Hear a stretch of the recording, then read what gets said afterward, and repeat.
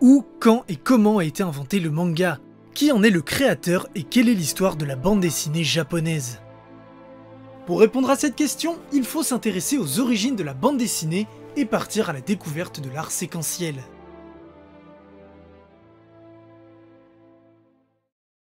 Le manga, au même titre que le comics et la BD franco-belge, est un style de bande dessinée au sens large, c'est-à-dire au sens du 9e art. Bien entendu, il existe d'autres styles, mais ces trois-là sont les plus connus et les plus reconnus à travers le monde, chacun possédant sa propre histoire, sa propre culture et surtout des caractéristiques propres qui les distinguent des autres styles. Historiquement, on attribue au Suisse Rodolphe Teupfer la création de la bande dessinée entre 1830 et 1845. Si ses travaux sont loin des BD de notre époque, il est le premier à dessiner ses histoires en séquence de plusieurs cases qui l'accompagnent de texte. Quoique les histoires en séquence d'images accompagnées de texte ne datent pas d'hier. On pourrait par exemple remonter aux gravures de l'Égypte antique ou au codex des récits précolombiens. On y retrouve des images placées les unes à la suite des autres racontant divers événements détaillés grâce à la présence de texte. On peut même y voir les prémices des cases de nos BD modernes. Cependant, Teupfer va plus loin, et ce sur deux points essentiels. Le premier, c'est sur l'interdépendance des mots et des images. Dessin et littérature sont des arts à part entière, tout comme la bande dessinée. Combiner un très bon texte avec un très bon dessin ne suffit donc pas à ce qu'il y ait interdépendance, ni à créer une BD tout court. Bien au contraire, images et mots doivent se combiner de manière à multiplier leur qualité et à fournir un tout aux qualités inédites. Pour le dire plus simplement, la notion d'interdépendance implique en BD que des mots sont perdus sans leurs images et que des images perdent leur sens sans leurs mots. L'un ne peut exister sans l'autre. Cette interdépendance constitue donc le premier point essentiel qui a permis à Teupfer de créer une nouvelle forme d'expression. Le second point essentiel développé par Teupfer est la relation temps-mouvement, qu'il met en image grâce au procédé de l'ellipse. Une bande dessinée est définie comme un art séquentiel. Scott McCloud y apporte cependant une définition plus détaillée. Selon lui, la bande dessinée se définit comme des images picturales volontairement juxtaposées en séquence, destinées à transmettre des informations et ou provoquer une réaction esthétique chez le lecteur. Ce qu'il faut retenir de ça, c'est que des images juxtaposées signifient que des images sont mises bout à bout afin de raconter une histoire. Le temps en BD est donc étalé dans l'espace. Différents événements s'enchaînent dans des cases disposées sur des pages. Mais là encore, ces explications ne correspondent pas uniquement à la BD, puisque les frises égyptiennes et celles du codex répondent également à ces critères. On y voit différents moments de la vie de ces civilisations, mis les uns à la suite des autres afin de former un récit. Ce qu'apporte Teupfer en plus, c'est la juxtaposition en séquence. Le temps est toujours divisé dans l'espace, mais il devient aussi lié au mouvement entre les cases, là où les ancêtres de la BD enchaînaient juste des événements sans rapport et éparpillés dans le temps. Ainsi, on en arrive au concept fondamental de la BD qu'est l'ellipse. L'ellipse, c'est l'opération mentale que l'on réalise entre les cases pour qu'on ait l'impression qu'il y ait mouvement. Contrairement à ce que l'on pourrait croire, l'espace vide a au moins autant d'importance que l'espace rempli par le dessin. C'est via cet espace vide que la BD révèle toute sa puissance, puisqu'il sert de terrain de jeu à notre imagination. De cette manière, chaque lecteur peut s'approprier librement l'histoire d'une BD, qui aura autant de versions différentes que de lecteurs. L'impression de mouvement permise grâce à la juxtaposition des images en séquence constitue donc le second point essentiel dont Teupfer est un avant-gardiste et qui va devenir un équivalent de la grammaire pour la bande dessinée.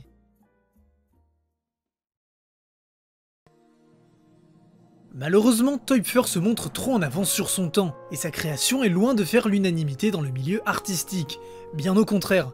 D'ailleurs, il est important de préciser que Teupfer est considéré comme le créateur de la bande dessinée en tant qu'art, mais il faut ensuite attendre un peu avant le début du XXe siècle pour qu'apparaisse la première BD. Après ça, la bande dessinée prend son envol. La création de Superman en 1938 marque un véritable tournant dans l'industrie avec la naissance du genre super-héroïque. En parallèle, en Europe, Tintin d'Hergé constitue bien évidemment l'une des figures de proue de la BD franco-belge dès les années 30. Et le manga dans tout ça? Je pense ne pas me tromper en disant que dans l'inconscient collectif, aussi bien chez les lecteurs que chez les non-lecteurs, le manga est perçu comme une BD un peu à part, là où le comics et la bande dessinée franco-belge sont souvent vus comme très proches. Eh bien ce n'est pas un hasard. De par leur proximité culturelle, la BD française et la BD américaine partagent bon nombre d'inspirations communes. En revanche, la BD japonaise a longtemps grandi seule dans son coin, un isolement dû à la politique isolationniste du Japon, qui a conduit à un type de BD très particulier et qui se différencie sur beaucoup de critères de ses cousins américains et franco-belges. Le terme manga apparaît dès la fin du XVIIIe siècle pour qualifier les estampes traditionnelles, et c'est Hokusai, célèbre artiste japonais du XIXe siècle, qui est le premier à utiliser le terme pour qualifier les caricatures qu'il publie de 1814 à 1834 nommées Hokusai manga. Cela signifie-t-il que le manga a été inventé avant la bande dessinée qui a été créée dans les années 30 par Teuffer? Non, bien sûr, ça n'aurait pas beaucoup de sens. À ce moment-là, manga ne désignait pas la BD japonaise, car du coup la BD elle-même n'existait pas, et surtout parce que ces caricatures n'étaient pas des images juxtaposées en séquence, l'essence même du 9e art. En revanche, les travaux de Hokusai se révèlent très intéressants, car ces carnets de croquis s'inscrivent dans la continuité des estampes japonaises et des emakimono, rouleaux-peints en français. Les emakimono apparaissent au 8e siècle et deviennent un moyen de communication à part entière dès le 10e siècle, avant d'atteindre leur âge d'or au 12e et 13e siècle. Ces rouleaux peuvent être considérés comme des ancêtres directs des mangas, car ils mêlent calligraphie et illustration. Leur style narratif est également très proche des livres puisque les lecteurs devaient progressivement le dérouler afin de découvrir son histoire. Les emakimono sont donc la preuve de l'importance qu'avaient les arts picturaux au Japon à l'époque, et surtout que les images et les mots étaient associés naturellement. D'ailleurs, la popularité des rouleaux peints s'est étendue à toutes les classes sociales. Leur impact culturel explique donc peut-être pourquoi la bande dessinée s'est ancrée dans le paysage culturel japonais beaucoup plus rapidement et facilement qu'aux États-Unis et en Europe. À partir du XVIIe siècle, ce sont les ukiyo-e, images du monde flottant, qui vont déferler sur le pays. Le terme ukiyo-e désigne en fait un mouvement artistique qui a principalement engendré les célèbres estampes gravées sur bois. Reproduisant les plaisirs éphémères de la vie, ces gravures vont surtout être un art populaire, les classes sociales supérieures les considérant comme étant vulgaires. Là encore, on peut y voir les prémices du manga, car ces estampes se démarquent grâce à la grande précision des contours, leur composition d'un nouveau genre et l'utilisation de motifs répétitifs. Le Japon se rapproche ensuite un peu plus du manga en 1861. Cette année-là, le Britannique Charles Wirgman s'installe à Yokohama où il commence la publication du mensuel satirique Japan Punch dès l'année suivante. Le magazine va alors publier de nombreuses parodies et caricatures et le style occidental de Wirgman va progressivement influencer les dessinateurs japonais. En 1902 apparaît enfin la première bande dessinée dans un supplément du quotidien Puck. Créé par Rakuten Kitazawa, le monsieur est donc considéré comme le papa du manga moderne, et il est d'ailleurs le premier à utiliser le terme manga dans le sens que nous utilisons encore aujourd'hui. Kitazawa lance ensuite Tokyo Puck en 1905, son propre mensuel dédié aux dessinateurs japonais. Quelques années plus tard, l'éditeur Kodansha publie le premier magazine de prépublication, Shonen Club en 1914. Il est ensuite rejoint par son équivalent féminin, Shoujo Club en 1923. L'une des vedettes du Shonen Club est le chien troufion Norakuro de Suiyo Tagawa. À cette époque, nous sommes alors très proches des mangas modernes. Cependant, on peut remarquer que le style est encore très théâtral. En effet, les cadrages restent très conventionnels, comme si on regardait des acteurs sur scène. À ce moment-là, la BD japonaise n'a pas encore été influencée par les techniques du cinéma. L'élan du manga va malheureusement être coupé dès 1937 afin de servir l'effort de guerre. Les personnages tels que Norakuro vont alors être utilisés pour une propagande de plus en plus agressive, surtout après Pearl Harbor, et les magazines vont maigrir à vue d'œil à cause des pénuries dues au conflit.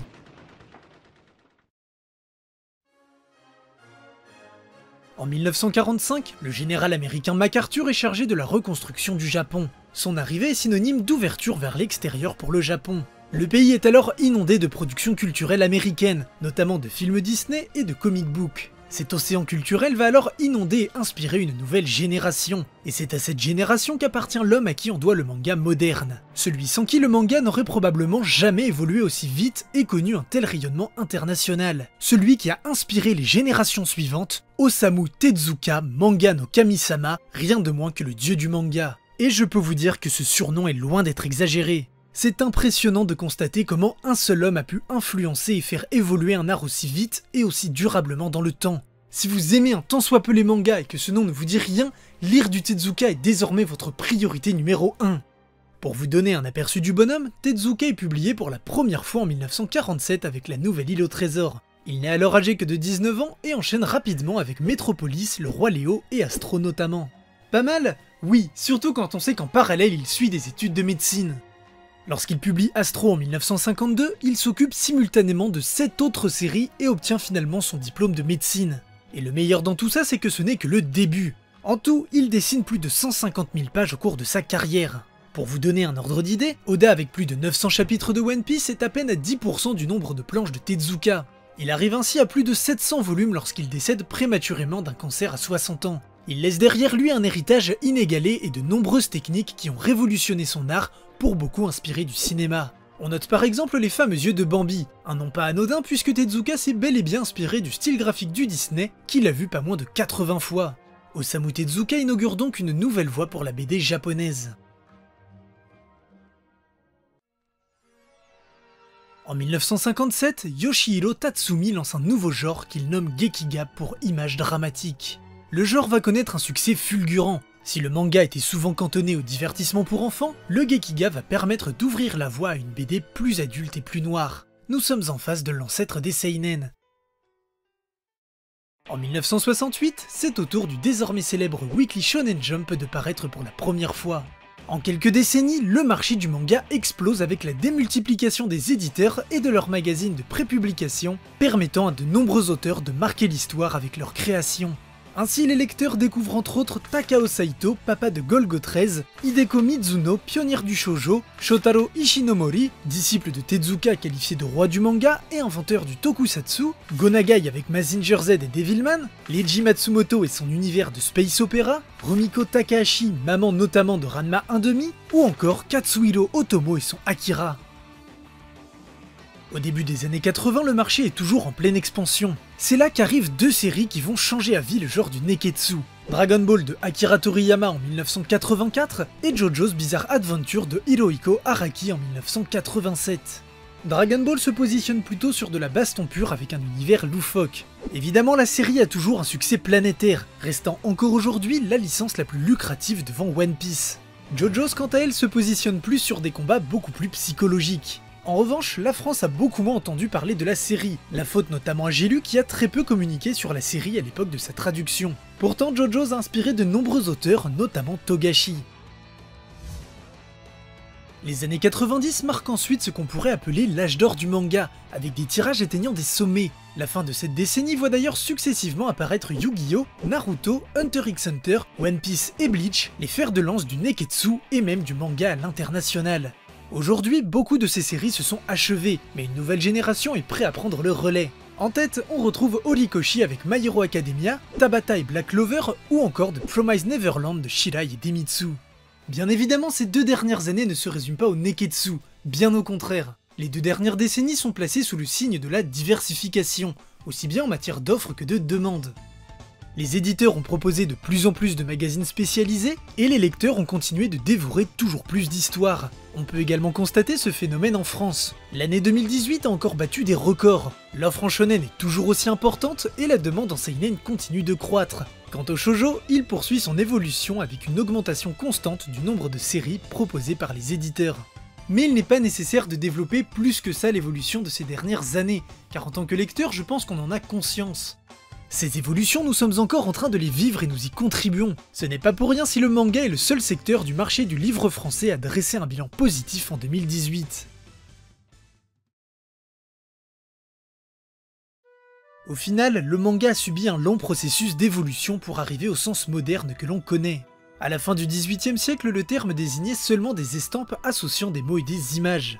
Il faut ensuite attendre la fin de la Seconde Guerre mondiale pour que le manga moderne apparaisse sous l'influence des comics américains et du cinéma. Ces comics dont les origines remontent eux aussi à des arts graphiques plus anciens tels que les fresques égyptiennes, le codex précolombien ou même encore plus loin avec les premières peintures rupestres. On constate donc que même si le manga est un art représentatif du Japon et qu'il se démarque considérablement de la BD franco-belge et du comics, ce qu'il est aujourd'hui n'aurait pas été possible sans de multiples inspirations aux origines diverses et éparpillées dans le temps.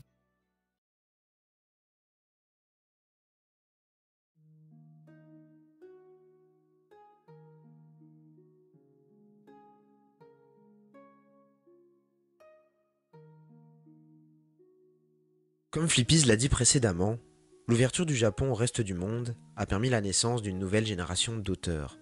Et parmi cette nouvelle génération, deux passionnés vont retenir notre attention. Il s'agit de Tsugumi Ohba et Takeshi Obata. Ces deux artistes sont nés au Japon. Ohba est scénariste mangaka et Obata mangaka, illustrateur et chara-designer. D'ailleurs pour les fans du jeu Castlevania, Obata est celui qui a fait le chara-design des personnages du jeu. Rien que ça.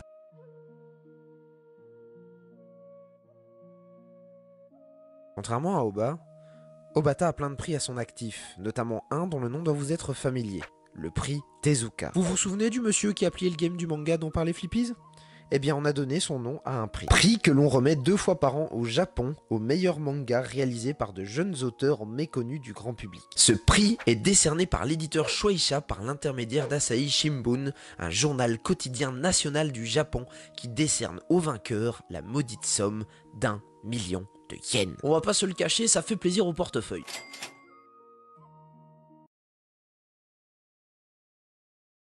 Mais revenons-en à nos artistes. Oba et Obata se sont alliés en 2003 pour faire cette merveille qu'est Death Note. Et c'est un carton.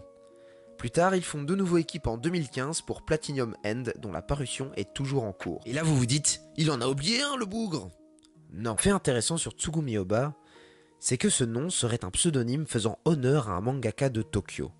Certains avancent qu'il s'agirait de Gamo Izoshi, un mangaka qui travaillait sur un gag manga.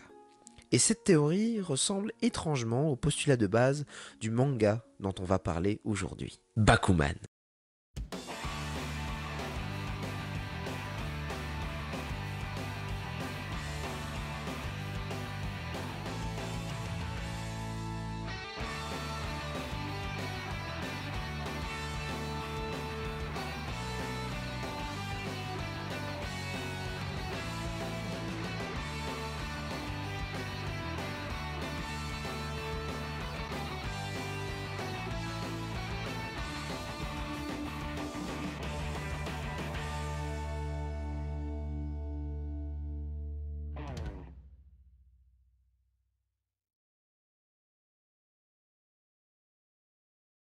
À l'origine, je ne suis pas un grand lecteur de manga. Je suis beaucoup plus familier à l'univers des comics et à la BD franco-belge. Et pourtant, la seule œuvre qui m'aura marqué pour le restant de mes jours, c'est Bakuman, un manga. Pourquoi? Eh bien parce que ça me parle. Ça raconte l'histoire de 2 étudiants, Moritaka Mashiro et Akita Takagi, qui rêvent de devenir de grands mangaka à succès. La première chose qui m'a attiré dans ce manga, c'est que c'est une fiction ancrée dans une réalité. C'est-à-dire que c'est un récit qui dévoile de façon assez honnête les coulisses du métier difficile de mangaka. Ensuite, ce qui a pu me faire entrer facilement dans l'histoire, ce sont les personnages qui la composent. Tout d'abord, je m'identifie à Mashiro et à Takagi parce que j'ai été dans la même galère qu'eux. J'étais un étudiant qui rêvait de devenir dessinateur de BD. Mais il n'y a pas que ça, les personnages sont attachants et charismatiques. En effet, ils ont tous un background de départ intéressant et qui se développe au fil de la série. En ce qui concerne les personnages principaux, les éléments qui composent leur background ne sont pas sans intérêt et ils permettent d'ancrer encore mieux l'histoire dans une réalité, car ils ont surmonté des épreuves par lesquelles beaucoup d'auteurs sont déjà passés. Le syndrome de la page blanche, la maladie, la fatigue due au rythme de travail beaucoup trop intense, la difficulté de revenir au sommet avec une nouvelle série. Par contre, en plus de ce que je viens de vous énumérer, les différents protagonistes sont drôles. D'ailleurs, parlons-en de l'humour. Il est extrêmement bien dosé, Oba ne va pas dans la surenchère de blagues, on a du comique de situation, placé où il faut, quand il faut. Ajoutez à ça les grimaces dessinées par Obata et c'est à se tordre de rire. Tout est calculé et tout est bien rythmé. C'est aussi le cas pour le scénario, c'est bien rythmé et bien soutenu. Et puis surtout, Oba va à l'essentiel. Parfois, le problème de beaucoup de scénarios, c'est qu'il y a des éléments qui ne servent à rien. C'est-à-dire qu'ils ne servent pas à faire avancer le récit. Et ce n'est absolument pas le cas pour Bakuman. Avec Oba, rien n'est laissé au hasard, absolument tout fait avancer le récit, ou sert à développer le caractère ou le background des personnages. Sauf pour un perso qui apparaît à un moment donné pour donner un petit peu de challenge à nos 2 héros, et qui après disparaît, on n'a plus du tout de nouvelles, il est plus du tout développé, et voilà, c'est peut-être un des personnages qui est le plus faible de la série. Mais quand bien même, c'est un point fort, et le plus fou, c'est que sur les 20 tomes, Obata a non seulement développé ses personnages principaux, Mashiro, Takagi, etc., mais a aussi pris le temps de développer tous ses personnages secondaires, et de les rendre un minimum charismatiques, intéressants, et attachants. Néanmoins, ce n'est pas tout, car la force du scénario réside aussi dans ses propos de fond, à savoir des propos sur les passions, réaliser ses rêves, l'amour, l'amitié. Bakuman est très inspirant. Sans vous mentir, à chaque fois que je finissais un tome, j'avais envie de dessiner et d'écrire des histoires sans m'arrêter, et c'est ça qui est génial. Quand on voit que les personnages n'abandonnent jamais l'idée de réaliser leurs rêves, c'est très motivant, et quand j'avais ma motivation au plus bas, je lisais Bakuman, et j'étais reparti. Et je dessinais jusqu'à en avoir mal à la main. Ce qui m'a aussi le plus touché, c'est cette amitié fraternelle qu'il y a entre certains personnages, et le fait qu'ils se soutiennent, se motivent, et se respectent mutuellement. Ces amitiés sont super bien amenées, et l'évolution des relations entre les personnages est super bien bien écrite. C'est très plaisant de voir un scénariste qui utilise aussi bien l'entièreté de ses personnages, parce que pour ma part, parmi la plupart de mes lectures sur presque 10 ans, il y a très peu de scénaristes qui utilisent aussi bien leurs personnages. Après, ce qui est possible aussi, c'est que c'est moi qui ai des goûts de merde en BD et que quand je suis tombé sur Bakuman, j'ai vu le Messie. Là on arrive au point qui peut être considéré comme le plus cliché ou le plus gnangnan de la série, c'est la relation entre Mashiro et Azuki, et ce, pour plusieurs raisons. Tout d'abord, cet amour fait écho au shoujo manga, malgré que ce soit un shonen. On a un genre d'amour shakespearien, un amour impossible entre les deux personnages, enfin presque impossible entre les deux personnages à la Roméo et Juliette. Alors, je vous rassure, il n'y a personne qui va mourir ni se suicider à la fin, hein, c'est pas à ce point-là. Mais ce que je veux dire, c'est que cet amour est assez paradoxal par rapport au reste de la série qui est ancré dans une réalité, parce que cet amour vient l'en sortir, car l'amour pur, dans la vie populaire, n'existe pas vraiment. Je vous explique. Mashiro veut devenir un très grand mangaka à succès, et elle, de son côté, Azuki veut devenir une très grande doubleuse d'anime à succès. Ils se sont fait la promesse de se marier si tous les deux ils atteignaient leurs rêves, mais ils se sont aussi fait la promesse de ne jamais se revoir avant que ce rêve ne soit réalisé. Et c'est ce qui sort un petit peu le récit de sa réalité. Et à la fois, pas du tout. Parce que Oba va utiliser cet amour comme une sorte d'antagoniste qui va empêcher les deux héros d'atteindre leur but, c'est-à-dire se marier. Et donc c'est très intéressant parce qu'Oba utilise les idées reçues et la vie populaire sur cet amour pour le faire devenir antagoniste. Les personnages extérieurs aux personnages principaux ne croient pas en cet amour, parce que pour eux, comme pour nous, il est impossible de s'aimer sans jamais se voir, sans jamais se toucher, sans s'embrasser, sans faire l'amour. Et je ne vais pas aller plus loin dans mon propos parce que je pourrais faire une vidéo de 2 heures sur ce manga tellement j'ai des choses à dire. Surtout que le but c'est de vous inciter à lire la série. Et si je vous dis tout, si je vous spoil tout, bah y a plus de suspense quoi. Le dernier point que j'aimerais aborder, ce sont les dessins de Takeshi Obata. Takeshi Obata est un artiste incroyable, j'aimais déjà beaucoup son travail sur le peu que j'ai lu de Death Note, mais Bakuman a confirmé mon amour pour cet artiste. Néanmoins, j'ai quand même noté une évolution du dessin et du dynamisme au fil de la série. Même si c'était bien dessiné dans les premiers tomes, quand je compare le premier tome et le dernier tome, il y a une différence. Comme si au début il ne connaissait pas encore assez bien ses personnages, et qu'au fil de la série il s'était affirmé et avait de plus en plus confiance en lui. Un autre point, comme je l'ai dit tout à l'heure, c'est l'évolution du dynamisme. Au début de la série, on a des planches avec des mises en page assez classiques, et puis d'autres planches où la mise en page est beaucoup plus dynamique. Mais vers la fin de la série, j'ai eu la sensation que c'était encore plus dynamique et que la lecture était encore plus soutenue grâce à la mise en page. Ce qui est très fou, c'est que le détail des dessins de Takeshi Obata est assez incroyable. On s'en rend surtout compte avec le principe de mangaception, c'est-à-dire un manga dans un manga. Quand les personnages lisent un manga, on voit en fait les dessins dans de toutes petites cases assez détaillées, etc. Et c'est assez incroyable. Et en plus de ces détails, ce qui est aussi très fou, c'est que Takeshi Obata peut changer complètement de style suivant les œuvres créées par les personnages dans le manga. Ce qui fait de Takeshi Obata un artiste avec un style assez éclectique. Et je me répète encore, c'est assez incroyable!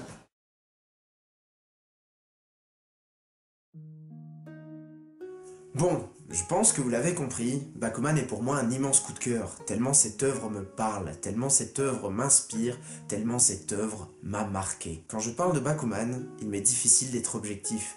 C'est pourquoi je vais vous dire en toute subjectivité que pour moi, Bakuman est un chef-d'œuvre. Et si vous n'avez pas lu cette série et que vous aimez les mangas, que comme moi vous aimez le dessin, que comme moi vous aimez écrire des histoires, que comme moi vous aimez tout le processus créatif qu'il y a autour d'un manga, d'une BD ou d'un comics, alors foncez vers cette série et croyez-moi, vous ne serez pas déçus.